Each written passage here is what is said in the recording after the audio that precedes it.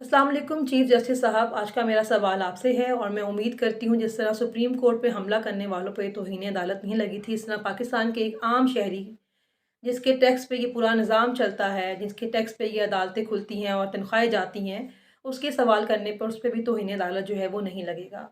मेरा सवाल ये है कि जब पाकिस्तान की आम आवाम इंसाफ़ के लिए अदालतों के चक्कर लगाती है, तो उसको सिर्फ़ तारीख़ पर तारीख़ दी जाती है। फिर वही अवाम जब मायूस होकर सड़कों पर निकलती है इंसाफ़ माँगने के लिए, तो उसके ऊपर बगावत के पर्चे काट दिए जाते हैं।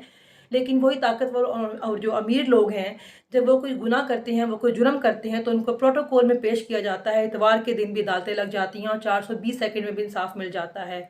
तो मुझे ये बताएँ कि पाकिस्तान की आम आवाम जो है, क्या वो इंसाफ़ के लिए मरने का इंतज़ार करे कि वो मरे तो अल्लाह की अदालत में जाके ज़ालिमों का गिरेबान पकड़े? और अगर एक आम पाकिस्तानी ने इंसाफ़ के लिए अपने मरने का इंतज़ार ही करना है, तो ये अदालतों का क्या वजूद रह जाता है? इन अदालतों को बंद कर दें और ये ऐलान कर दिया जाए कि जो मुल्क का कानून है, वो शरीफ और ज़रदारी या इस तरह के ताकतवर जो लोग हैं, उनके कहने पे चलेगा। क्योंकि पाकिस्तान में कानून और आइन तो हमें नज़र नहीं आ रहा है। एक आम पाकिस्तानी जिसने एहतजाज किया, अपने हक़ के लिए बाहर आवाज़ उठाई, उसके ख़िलाफ़ आपके पास कोई प्रूफ़्स नहीं है। 6 माह से हमारी ख़वातीन बेगुनाह जेलें काट रही हैं, अपने ख़ानदान से, अपने बच्चों से, अपनी फ़ैमिली से दूर हैं। क्यों? क्योंकि उन्होंने इख्तिलाफ़े राय रखा। क्या इख्तिलाफ़े राय रखना या अपने हक़ के लिए आवाज़ उठाना इतना बड़ा जुर्म है कि उसके लिए बेगुनाह ख़वातीनों को ये जेल में बंद कर दिया जाए?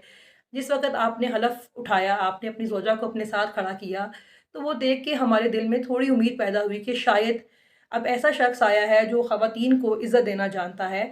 जिस तरह इन्होंने अपनी ज़ौजा को इज़्ज़त दी है, इस तरह ही पाकिस्तान की बाकी ख़वातीन को भी अब जो है वो इज़्ज़त दी जाएगी।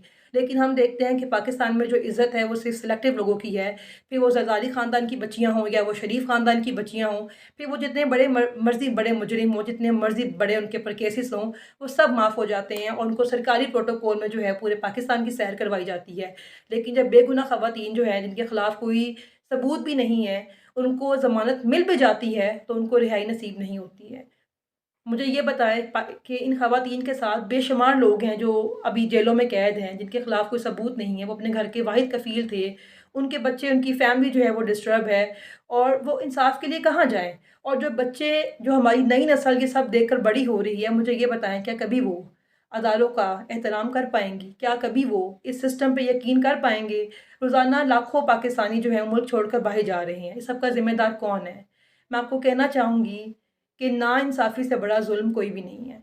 कि जितने भी पाकिस्तान में ज़ुल्म हो रहे हैं, उसकी जो बुनियाद है वो नाइंसाफ़ी है। अगर सिर्फ़ जजेस अपने मनसब का लिहाज़ करते हुए आइन और कानून के मुताबिक फ़ैसला करना शुरू कर दें, फिर चाहे वो कोई बहुत बड़े ओहदे बैठा हुआ कोई शख़्स हो या एक आम चपरासी हो, जब आप इंसाफ़ करना शुरू करेंगे तो पाकिस्तान के अंदर अमन भी आएगा, खुशहाली भी आएगी और जो लोगों में अफ़रा-तफ़री है ये भी ख़त्म हो जाएगी।